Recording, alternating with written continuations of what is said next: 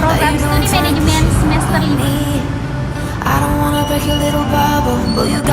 Video ini dibuat untuk memenuhi tugas pengambilan keputusan dengan dosen pengampu Ibu Sundari Rahman, PSEMM, dengan judul materi analisis penyusutan, forecasting, dan kebangkrutan.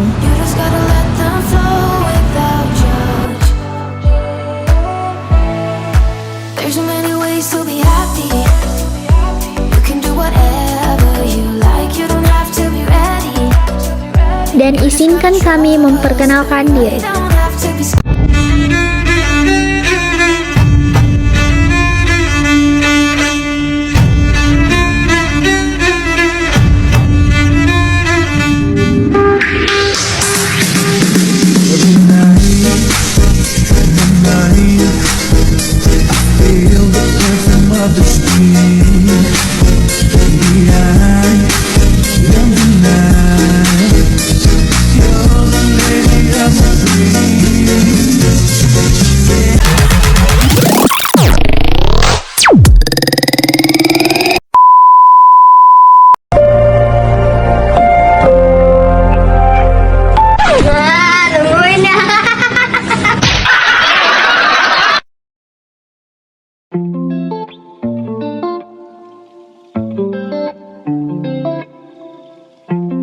Definisi penyusutan. Penyusutan adalah biaya yang dialokasikan untuk aset tetap selama suatu periode tertentu. Dengan kata lain, penyusutan yaitu mengubah biaya asli aset tetap seperti pabrik, peralatan, dan mesin produksi untuk mengeluarkan biaya selama masa manfaat aset tetap yang diharapkan.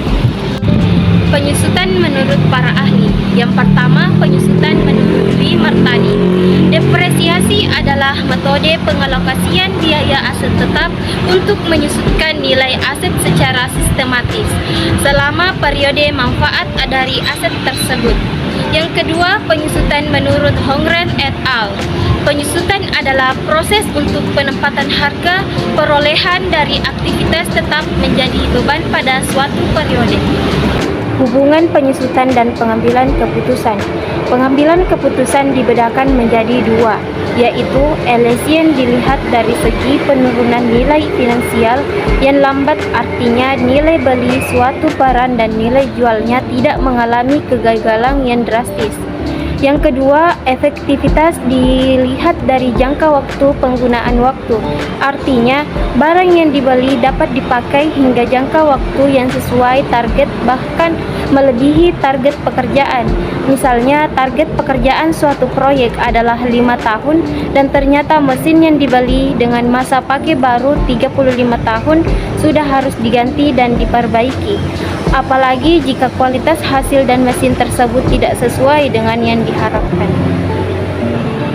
Cara memperlambat penyusutan. Karena penyusutan dapat menyebabkan terjadinya penurunan nilai, maka manajer berusaha dapat memperlambat penurunan nilai tersebut.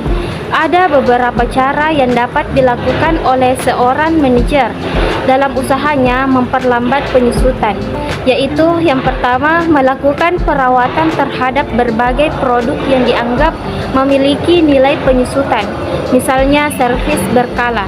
Yang kedua, membeli barang yang memiliki nilai jual tinggi di pasaran. Yang ketiga, memilih barang yang memiliki kualitas dan daya tinggi sehingga penyusutan barang berlangsung lama dari biasanya. Forecasting. Definisi forecasting. Peramalan atau forecasting merupakan suatu teknik analisa perhitungan yang dilakukan dengan pendekatan kualitatif maupun kuantitatif untuk memperkirakan kejadian di masa depan dengan menggunakan referensi data di masa lalu. Peramalan ini pada akhirnya akan digunakan oleh perusahaan maupun pihak manajemen operasional untuk membuat perencanaan terkait kegiatan usaha dalam beberapa periode tertentu. Forecasting menurut para ahli. Yang pertama, pengertian peramalan menurut John E. Beagle adalah kegiatan memperkira tingkat permintaan produk yang diharapkan untuk suatu produk atau beberapa produk dalam periode waktu tertentu di masa yang akan datang. Kedua, pengertian peramalan menurut Sumayang adalah perhitungan yang objektif, dan dengan menggunakan data-data masa lalu untuk menentukan sesuatu di masa yang akan datang.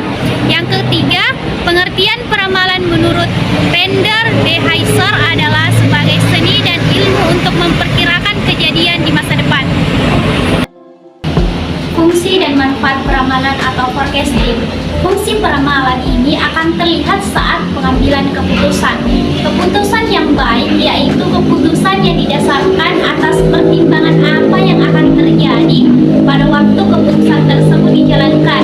Nah, ada manfaat peramalan yaitu yang pertama, sebagai alat bantu untuk merencanakan yang efektif dan efisien.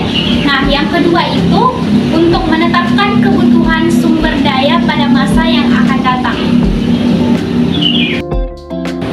Tujuan peramalan atau forecasting. Menurut Heiser dan Render, tujuan peramalan atau forecasting yaitu yang pertama untuk mengkaji kebijakan perusahaan yang berlaku pada saat ini dan di masa lalu serta melihat sejauh mana pengaruhnya pada masa depan.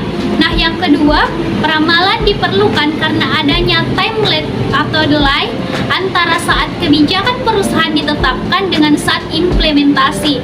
Nah, yang ketiga, peramalan merupakan dasar penyusunan bisnis pada suatu perusahaan sehingga dapat meningkatkan efektivitas suatu rencana bisnis.